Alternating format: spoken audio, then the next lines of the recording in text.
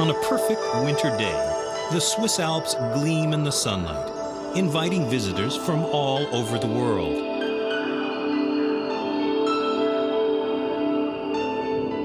But it's a dangerous beauty, a beauty that can lure you to your death, a beauty that hides weather that can turn on a dime, conditions that are explosive.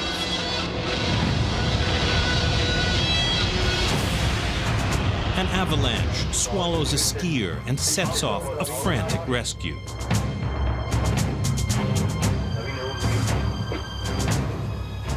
This time, it's too late, and another life is lost. In Switzerland alone, more than 300 people have died in avalanches in the last 12 years. But the Swiss are working hard to change that. 5-year-old Yukon is one of the world's best avalanche rescue dogs. His owner, Peter Sprecher, simulates a rescue twice a week to keep him in top form.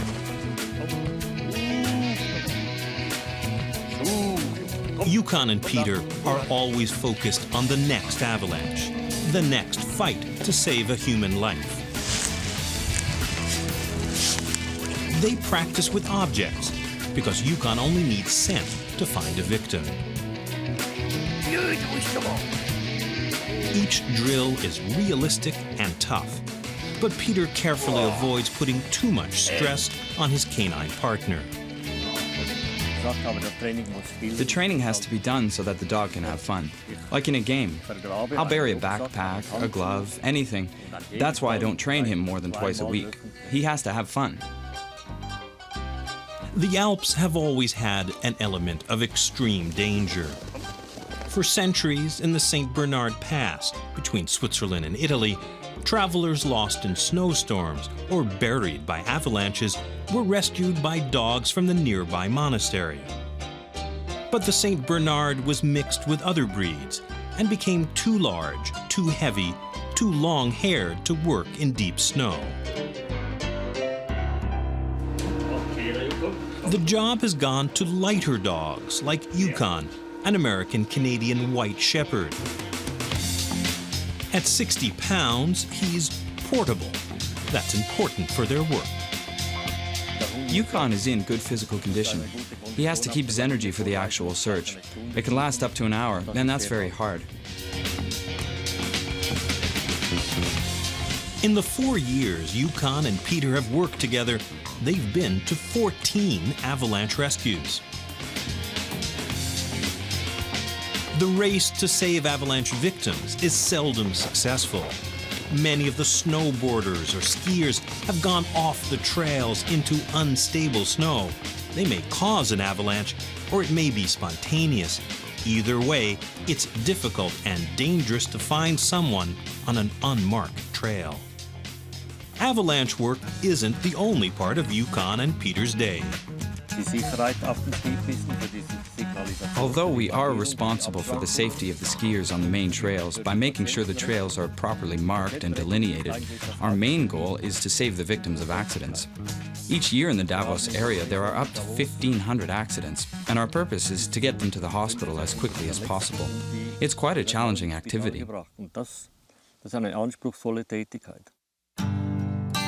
Yukon lives at Peter's Davos home in the valley below.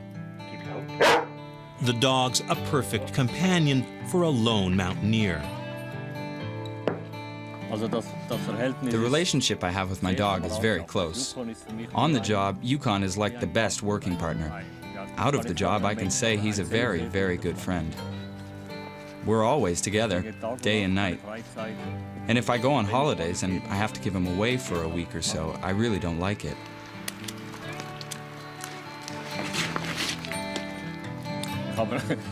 I have human friends, but he's the closest friend I've got.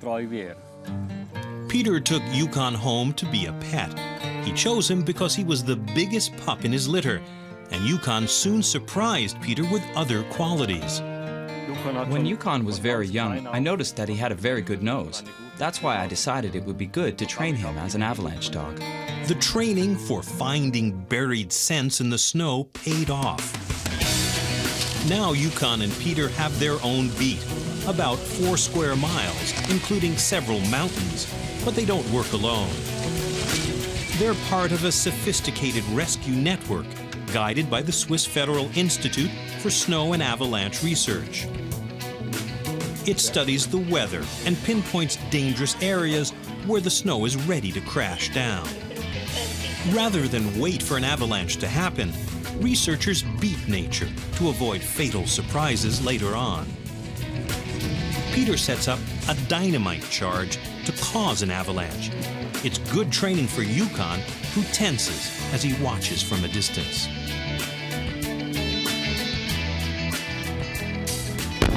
Yukon still hates the sound of the blasting. He used to hate the sound of helicopters, too.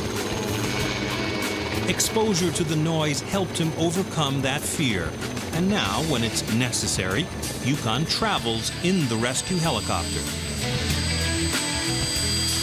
Everything Yukon knows was put to the test 3 years ago.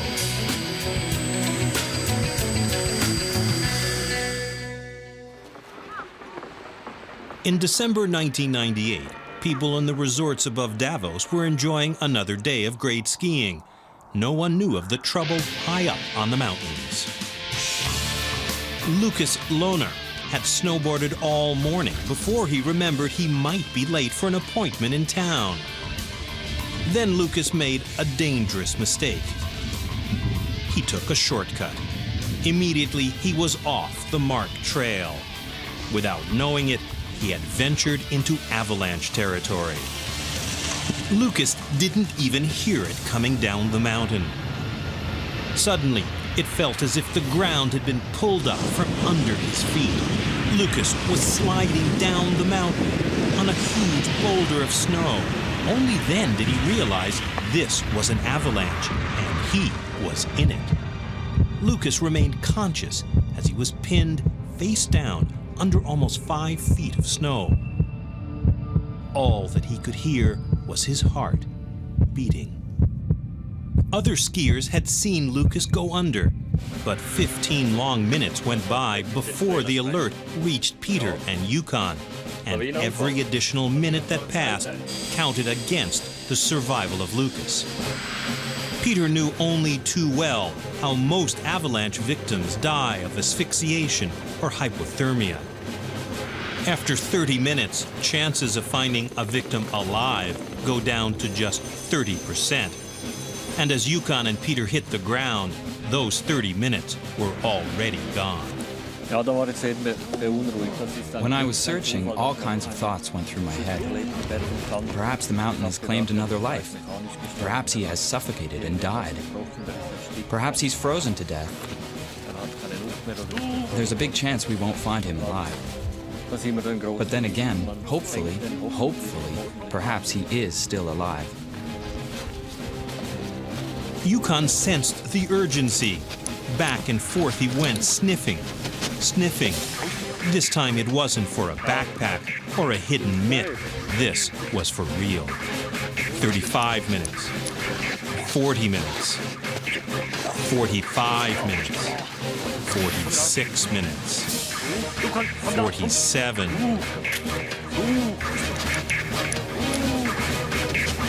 And then Yukon finally seemed to detect a scent under the snow. They had found Lucas, but almost 50 minutes had passed since the avalanche had buried Lucas. Peter had no illusions. Survival chances were low.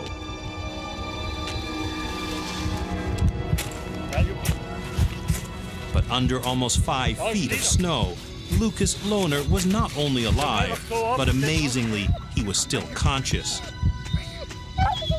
He could hear Peter shoveling above him.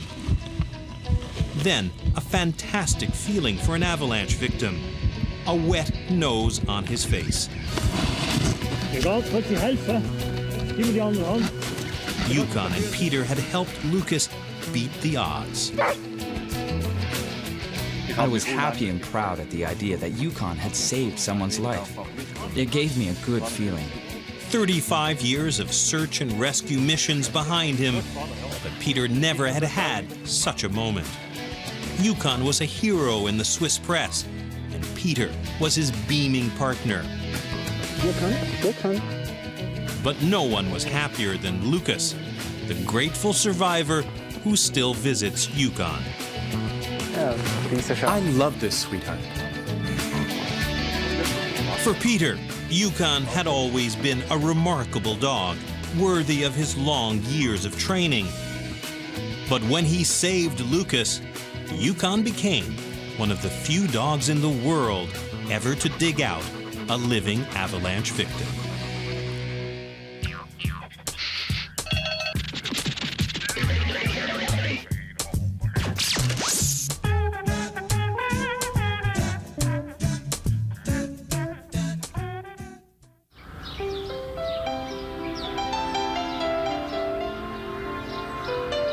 In the rolling hills of Kent, just 60 miles southeast of London, life appears unchanged.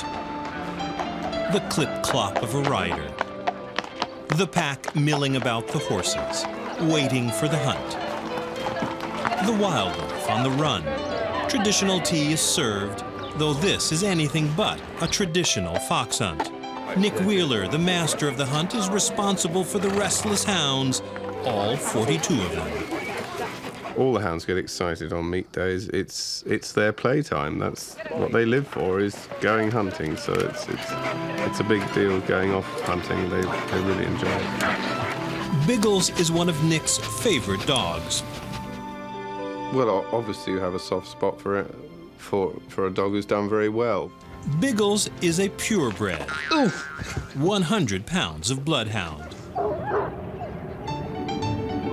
And over 40 heavy hounds pursued by sharp-hooved horses and their riders is a problem. Foxes and other wildlife don't avoid fields planted with crops. But this hunt with rather unusual prey satisfies the farmer. Come and shake hands. This is the landowner whose land we're going over. Very kind chap. Any dog that you hunt with, you have a special bond with. You have to be able to read the hound, to actually see when he's hunting, when he's lost the scent, and when he's casting around, and then to actually look at him and see when he picks up the scent. So any hunting dog you tend to have a bond with. The call to the hunt is what the dogs and the hunters love most. They'll brave anything the English weather throws at them. Bloodhounds sniffing in this countryside have been a tradition since Norman times. Also known as St. Hubert's hounds, the dogs arrived with William the Conqueror, who landed just down the road. Since then, a bloodhound is often referred to as a dog following a nose. The bloodhounds have been bred for centuries for their sense of smell. That's what they're bred for. They are just absolutely fantastic. Scenting ability of the bloodhound is unbelievable. They just live for hunting. If they don't hunt, they find they've got no purpose in life. They entirely live for hunting. These dogs train to hunt something much different than traditional foxes. But Biggles is still the leader of the pack and the award winner used for breeding. So Biggles stands out from the pack when it comes to treatment. Biggles, being a purebred, has to be treated slightly different to the pack hounds. His constitution is slightly more delicate. Dinner is not terribly elegant when the pack gets at it, but it's a system that Nick finds works and is necessary. Come on, Dumpy. Good girl. The slow eaters begin. Then Nick calls their names in order of eating speed. Seaweed, Sunbeam, Flora, Tootsie, Roundtree, Softy, Chelsea. Equality is reinstated as Biggles exercises with the pack. But bedtime is different for him. Biggles gets to go inside the house. Stay. Although he's a better sniffer than Pet.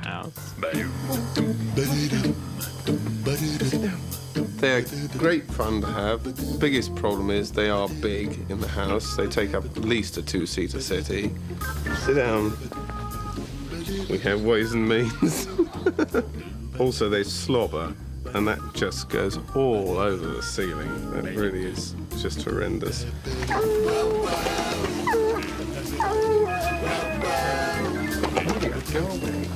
Their main thing in life is hunting. Teaching them to hunt is not a problem. Teaching them not to hunt is the biggest problem. They naturally will hunt. They will hunt anything. So when you take them out for a walk in the park, if you let them off the lead, they will be straight off after the nearest jogger. And that's just what these hounds and hunters are after. Organized hunts for people, called drag hunting, makes sense. After all, dogs like Biggles have historically tracked humans, although usually criminals, not joggers. Today, Nick's pack no longer chases a frightened animal. In this popular British sport, they're after a runner. The walker leaves an article of clothing at the start so that he actually knows that that is the scent he's got to follow. They hunt from flakes of skin that fall off from the body when you're walking along, perspiration, or even crushed vegetation where the person has walked. So we just cannot imagine what they are smelling, and some people reckon that they can smell one piece of dandruff that might have fallen off a human.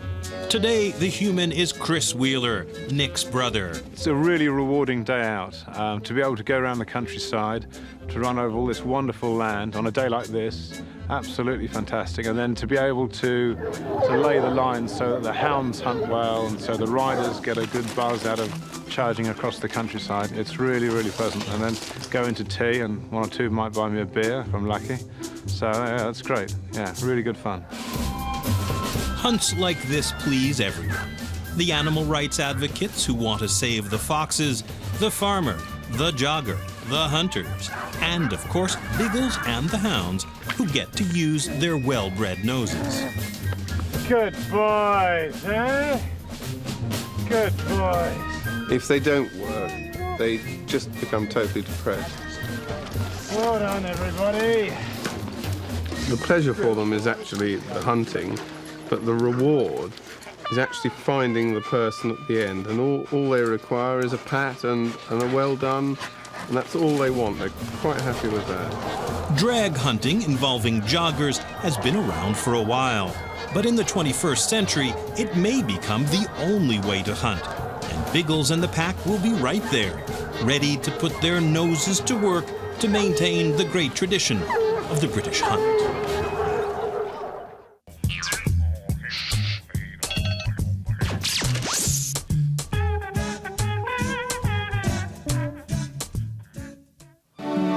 The Dells, one of the oldest resort areas in Wisconsin. Every summer, 500,000 tourists flock here to admire the natural rock formations along the Wisconsin River. And here comes Kodak, a 4-year-old German Shepherd. He's the newest employee of the Dells Boat Company. Kodak is training for his job of wowing tourists. At one stop along the boat tour, visitors get to glimpse an unusual sight overhead. Way up in the treetops, it's the jumping dogs of Stand Rock. The dogs are part of tradition at this rock formation made famous by photographer H.H. Bennett. Bennett was a photographer who worked almost exclusively in the Dells from the mid-1800s. When tourists saw the picture of his son jumping the chasm at Stand Rock, they soon arrived here in steamboats and tried the rock out for themselves. Until later, when insurance companies put an end to that sort of thing. Since the 1940s, dogs have been the ones doing the jumping at Stand Rock. The dogs keep the tourists coming, and tourism keeps the local economy humming. The gap is only 5 feet wide, but the 50-foot drop makes this jump a feat for daredevils. And some dogs are more daring than others. It's only 50 feet. It's only 50 feet down there. Kodak's name reflects the photographic history of the Dells, but he's been training for only 3 months, He can't make the famous leap yet. Kodak still needs to work on his agility with trainer Peter Williams. Walking through a ladder, maybe over a board that's just a couple feet in the air on a cement block. And the reason for that is, again, to build his confidence, because they have difficulty setting their hind legs down where they need to. And if they're challenged to go across the board and they begin to accomplish that and become comfortable with it, it builds their confidence. And that's what we want for Stand Rock. Every day, Peter takes Kodak to Stand Rock to give him a feel for the place. Jumping a 5-foot gap in practice is one thing, but doing it over a 5-story drop requires, well, a leap of faith. Oh, he'll make it. He's a jumper. I can tell it. It's in his bones. He's a wild and crazy guy, and he runs around, and he's got tons of energy, and he seems to be doing very well out at Stand Rock. He's at the point now where I know that he can physically perform the jump. It's a matter of getting his attitude and his mind to the point where he's comfortable out here. It's a new day, and Peter and Kodak head down to Stand Rock. Another boatload of tourists pulls in, and Peter's radio crackles to announce their arrival. TBT Kennel, the Juliet is at the dock. They're expecting a show. Will Kodak let them down? No way. He makes the leap, and Kodak joins the historic ranks of the jumping dogs of Stand Rock.